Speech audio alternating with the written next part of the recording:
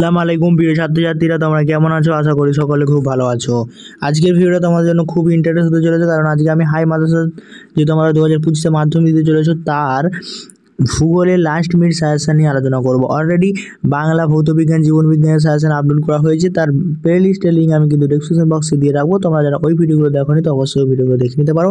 Channel যদি নতুন হয়ে থাকে অবশ্যই চ্যানেলটা সাবস্ক্রাইব করে পাশে থেকে, আর যারা সাবস্ক্রাইব করে তাদেরকে অসংখ্য ধন্যবাদ। আর ভূগোলে 5 মার্কের সাজেশন অলরেডি দেওয়া হয়ে গেছে। এছাড়াও আগের যে দুটো পার্ট দেওয়া হয়েছে, তারা যারা ওই ভিডিওগুলো দেখোনি ওই ভিডিওগুলো কিন্তু আমার ইউটিউব চ্যানেলে গিয়ে দেখে নিতে পারো। তাহলে আমি মনে করি যে মাধ্যমিকে তোমরা যখন পরীক্ষার হলে বসবে কোনো প্রকার তোমাদের অসুবিধা হবে না। আর আজকে আমি তোমাদের 2 মার্ক, 3 মার্ক এবং 5 মার্কে যে প্রশ্ন হয় সেই 2 মার্ক এবং 3 মার্কের প্রশ্ন নিয়ে আলোচনা করব। দেখো স্টুডেন্ট, প্রথমে আমরা যে 2 মার্কের প্রশ্ন হয় সেই 2 মার্কের প্রশ্ন নিয়ে কিন্তু আলোচনা করব। তোমাদের 2 নম্বরে মোট 6টা প্রশ্ন করতে হয়, তাই তো 12টা নাম্বার কিন্তু থাকে। সে আমি কিন্তু এখানে মোট 20টি 2 নম্বরের প্রশ্ন আলোচনা করে দেবো। এই 20টি প্রশ্ন করলেই হয়তো আমি মনে করি এখান থেকে তোমাদের যে 6টা প্রশ্ন আছে 6টা প্রশ্ন অনায়াসে পেয়ে যাবে। প্রথম যে প্রশ্নটা করবে সেটা হচ্ছে যে পর্যায়ন কাকে বলা হয় থাকে, সেল কি, পূর্ণসূচক কি, তাল কাকে বলা হয় থাকে, স্থিতিশীল উন্নয়ন কাকে বলে।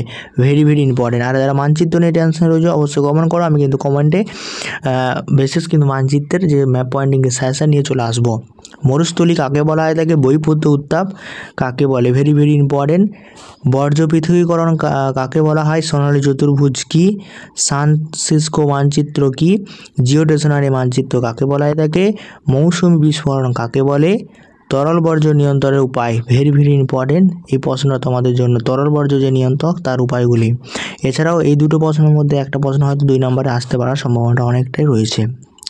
তারপর তোমরা যেটা করে ভূবৈচিত্র্য মানচিত্র ভূবৈচিত্রের মধ্যে পার্থক্য। ভেরি ভেরি ইম্পর্টেন্ট রয়েছে।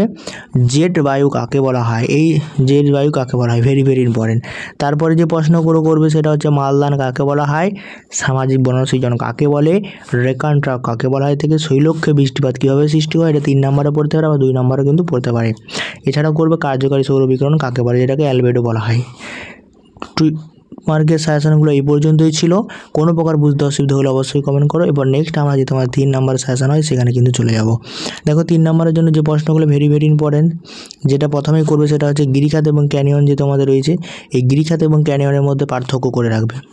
এছাড়াও যেটা করবে ভূবৈচিত্র্য মানচিত্র এবং উপগ্রহচিত্রের মধ্যে পার্থক্য, বর্জ্য কম্পোস্টিংয়ের সুবিধাগুলি লেখো, জনসংখ্যা বৃদ্ধির কারণ, পাঞ্জাব এবং হরিয়ানার অধিক উন্নতি, অর্থাৎ কৃষি যে পাঞ্জাব হরিয়ানার অধিক উন্নতি সেটার কারণ 3টি কারণ তোমাদেরকে মুখস্থ করতে হবে। এর পরবর্তী যে প্রশ্নগুলো আছে সেগুলো দেখে নাও। সেটা করবে যে মরু অঞ্চলে বা মরুভূমিতে বায়ুর কার্য প্রাধান্য বেশি দেখা যায় কেন, বদ্বীপ গঠনের অনুকূল ভৌগোলিক পরিবেশ। এই ছিল তোমাদের 3 নম্বরের সাজেশন এই পর্যন্তই, এই 7টা প্রশ্ন। সো স্টুডেন্ট, ভিডিওটা এই পর্যন্তই। যদি ভালো লাগে থাকে অবশ্যই চ্যানেলটা সাবস্ক্রাইব করে পাশে থেকো, আর যারা সাবস্ক্রাইব করে তাদেরকে অসংখ্য ধন্যবাদ। পরবর্তী ভিডিওতে আবার তোমার সাথে দেখা হচ্ছে। এইভাবে আমাকে একটু বেশি বেশি করে সাপোর্ট দিতে থাকো এবং ভিডিওগুলো কন্টিনিউ করো, কারণ আমার এই মুহূর্তে রেঞ্জ খুব কম যাচ্ছে আমার ইউটিউব চ্যানেলের মধ্যে। তো বাই, আবার নেক্সট ভিডিওতে তোমার সাথে কিন্তু দেখা হচ্ছে।